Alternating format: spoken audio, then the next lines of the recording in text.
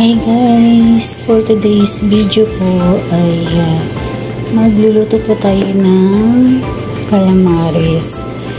So, meron na po ako dati nitong video pero ano naman yun, ibang style naman. So, ito ibang style din po ng pagluluto ng ating calamares. So, yan. Tuturo ko naman po sa inyo yung ibang proseso naman po ito ng pagluluto ng ating calamares. So, yan. Ito guys, yung ating pusit na hinugasan na. Ayan. At nabalatan ko na po ito. At hiniwa-hiwa ko na po ito ng maliliit, manipis. Ayan. Para mabilis lang po siyang maluto. So, ayan. Ito po ay 1 kilong pusit. Nabili ko po ito sa palengke kanina dahil pupunta po kami sa kaibigan po ng aking boss. Ayan. So, nagpaluto siya sa akin ng calamares. So, ayan na nga. Ito na nga po yung ating gagawing calamares. So, tara! Samahan niyo po ako sa pagluluto. Let's go! Guys, i-marinate na po natin yung ating pusit na nahiwa-hiwa na. Yan, gagamit po tayo ng yan, chicken breading mix. Try naman po natin ito kasi masarap din siya guys, malinamnam. So ito pang 1 kilo na to. Yan, pang 1 kilo na yung ganitong so yan, nalagay muna natin dito yung ating pusit. Yan, si pusit, and then mamarinate natin siya. Then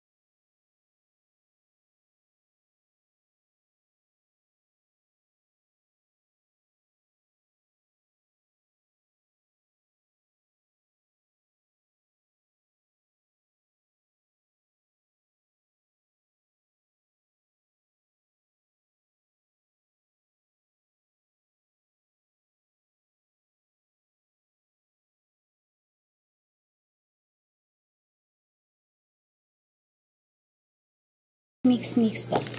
Sabi niya, mix, mix, mix. Yan. Mix, mix, mix natin yan. So, yan na guys, ang ating pang-coating sa ating gagawing calamares. Yan. So, this time, ilalagay na po natin itong ating calamares.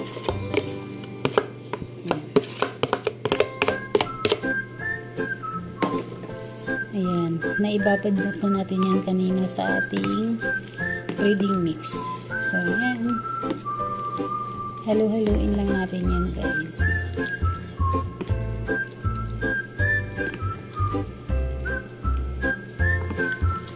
So, ayan na po siya. Ready to fry na. Ipa-fry na po natin yan.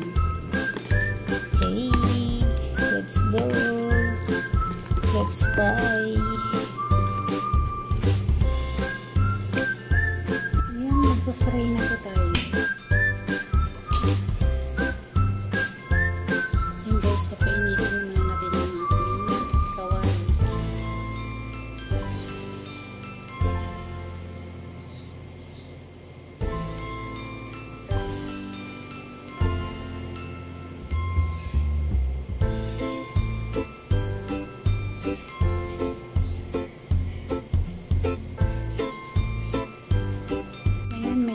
yung ating kawali. So, maglalagay na po tayo ng ating mantika.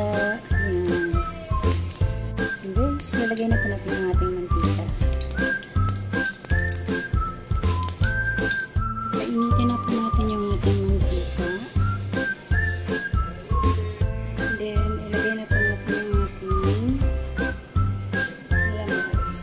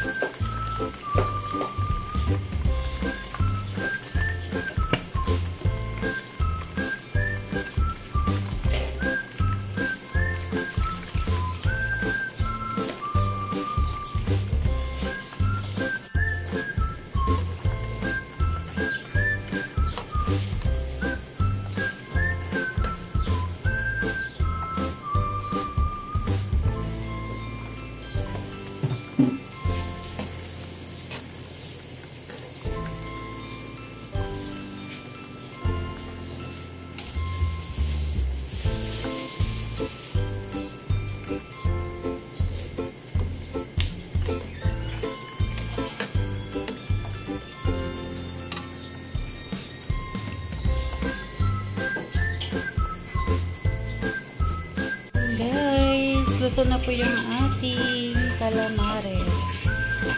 Yan. Sarap-sarap na siya. So, titikman na natin yan. Kung crunchy nga ba yung ating nilutong calamares. Okay. Guys, sarap-sarap niyan. Titikman na po natin ang ating nilutong calamares. So, ito yun talaga, guys. Diba? So, titikman natin.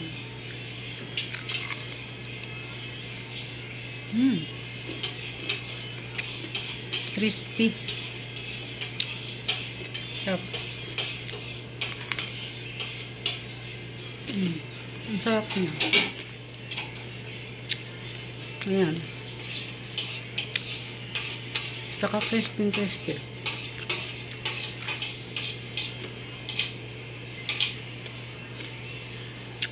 Sa kanin. Masarap din siyang ipulutan. Tamang-tama lang yung lasa niya. Hindi siya maalat. Sakto lang yung lasa. Ayan guys. Tapos na po tayo sa pagluluto ng ating calamares. Simple-simple lang siya. Kung gusto niyo matutunan itong style ng pagluluto ko, ayan. Panoorin niyo lang po yung aking video. Mula sa simula hanggang sa matapos. Perfect na perfect po siya. Pang pulutan, pang ulam. Perfect po talaga siya. Ayan. Thank you so much po sa lahat.